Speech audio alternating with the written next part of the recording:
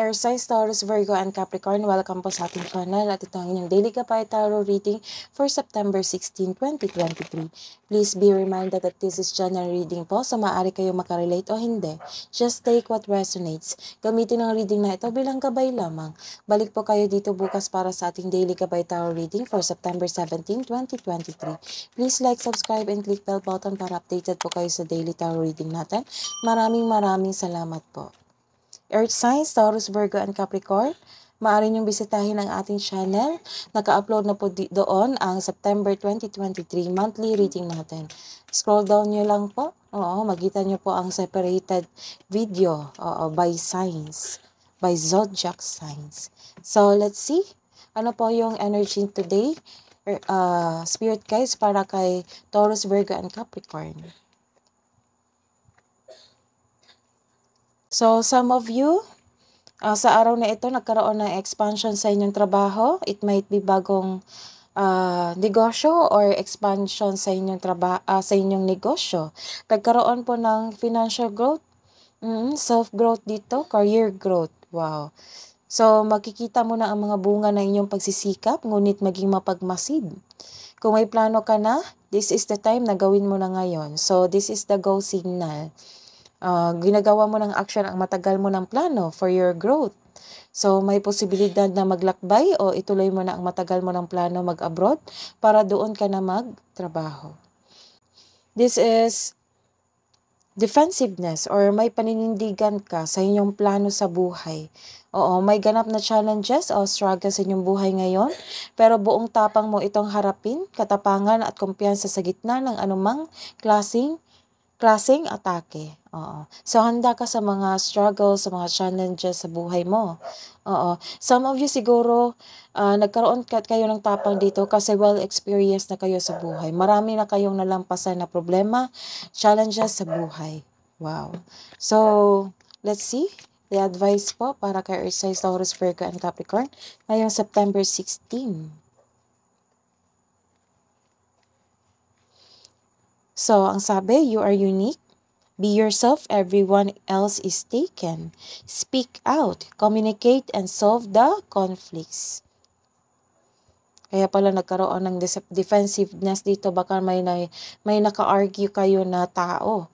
Oo. So, this is the advice. Speak out, communicate, and solve the conflicts.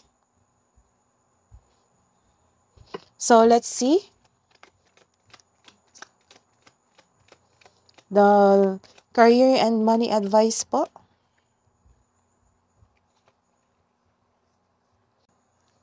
So, nagkaroon kayo ng business trip ngayon. May makikilala ka ring mabuting tao sa buhay mo ngayon. Masaya ka ngayon kasi nagkaroon ka ng tapat na kaibigan. So, may bata o younger person sa buhay mo na maaring ikaw to na merong maraming plano sa buhay like mag-abroad ka para magtrabaho, o anong kurso sa college, goals in life, job na gusto, negosyo na, ano yung gusto mong negosyo. May parating din na good news, pwedeng through email, text, phone call, or direct isabi sa'yo. So, sa nagkaroon ng delay dyan, sa yung iyong inaantay na kaperahan at karera, darating na po ito. So, this is a happiness. Nagkaroon talaga ng happiness dito sa buhay, kaperahan at karera.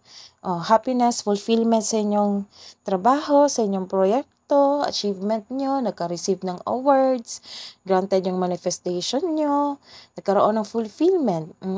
So, success in workplace and home. I-acknowledge mo ang nagbibigay ng suporta sa'yo galing sa iyong co-workers na para mo na ring pamilya. Kung ikaw ay may balak mag-change na career o magtayo ng negosyo, know that you have the very supportive friends and family. So, very successful ka dahil sa iyong sipag at kaalaman sa iyong trabaho. Let's see your love and romance, self-love, partnership, and romance.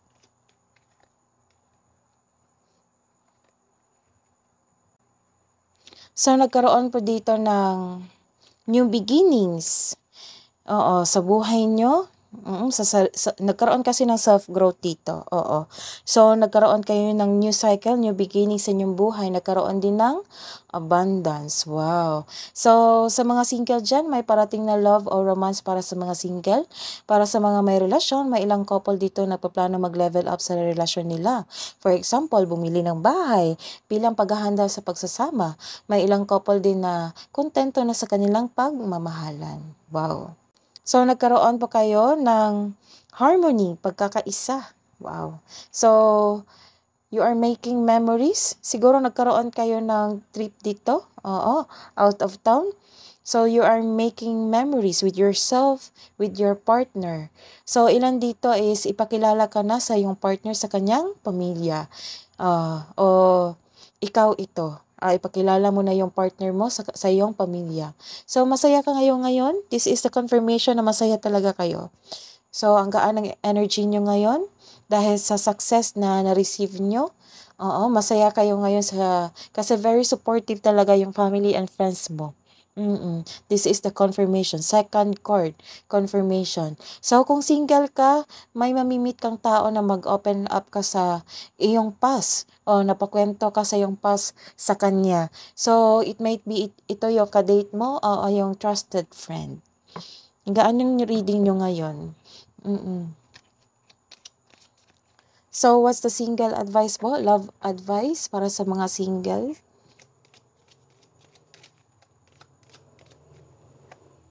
Pasensya na po sa ingay. Tune in to your inner peace. So, love advice po para sa may relasyon.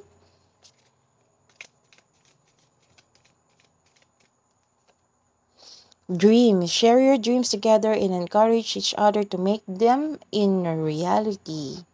So, what's the love advice po para kay Earth signs, Taurus, Virgo, and Capricorn?